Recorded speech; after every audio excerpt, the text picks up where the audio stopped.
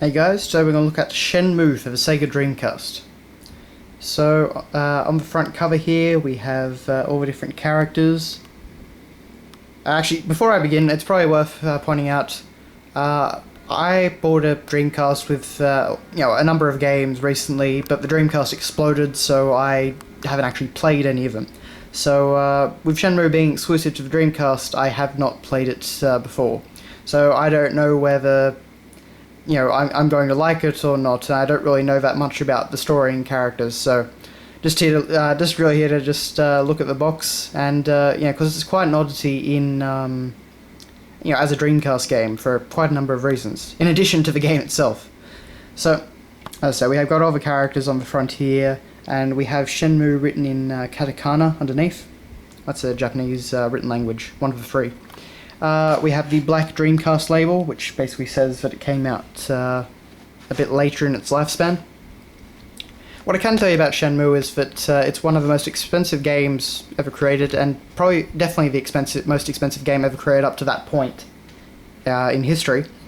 And it was a pretty big success with most of the people that played it, but it wasn't really that big of a commercial success.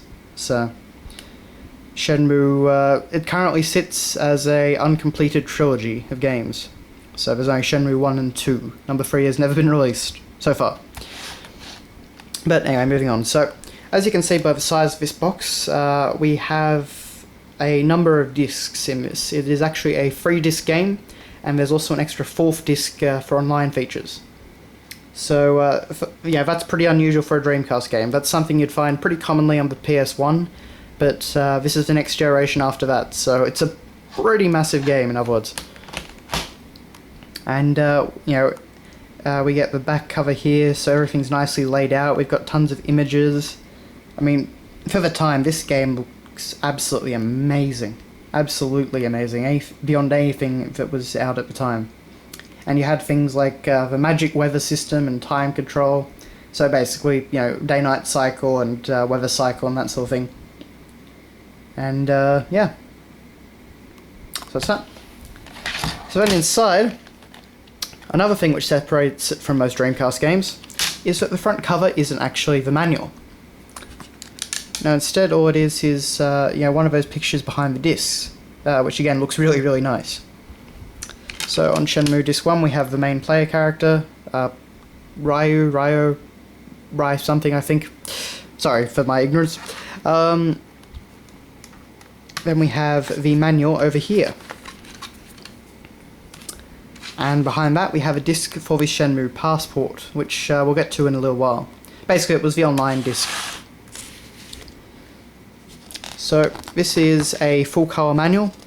It describes a lot of the brand new game systems which made it so exciting at the time, and thank you for purchasing Shenmue and all that sort of thing. We go through the story, the characters. Yes, that's it, Ryo. That's it, Ryo. He's the main player character. So, with all the controls, all the different facets of the game, and it looks to be pretty in-depth.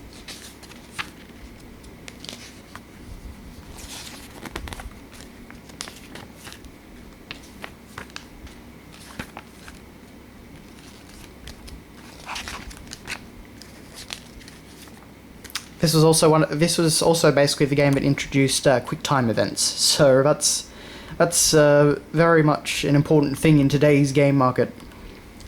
So the female character, Nozomi, or however you pronounce it, and the villain, Chenglong, or Lan-Di. So, yeah, we basically go through everything you could hope to go through, and, it's all in beautifully printed colour, and it's thick, and, yeah, very good manual. You even get a picture of the producer and director. And his signature. So yeah, that's that. So moving on.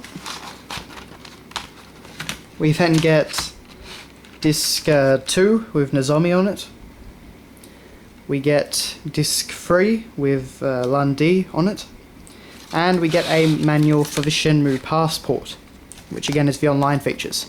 This is also in actually in full color, and it goes through all the different online features. So basically, what it was, you could play back event movies from the game. You could listen to music. You could engage with other fans of the game that were online. You could get tips. You could read an encyclopedia about the Shenmue world. You could create a profile. It mapped any locations that you visited in the Shenmue world, and you got a rating and a ranking.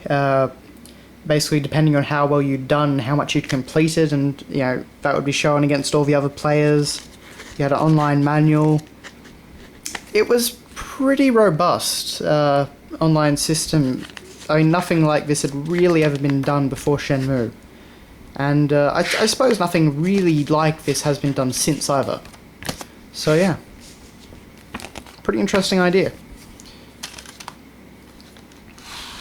And last but not least, behind this disc we have a pretty cool picture of Lundy. So yeah. That is your look at Shenmue for the Sega Dreamcast.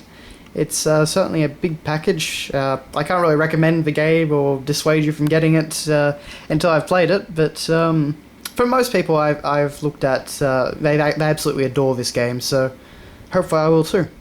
But anyway, so thanks a lot for watching, guys, and see you later.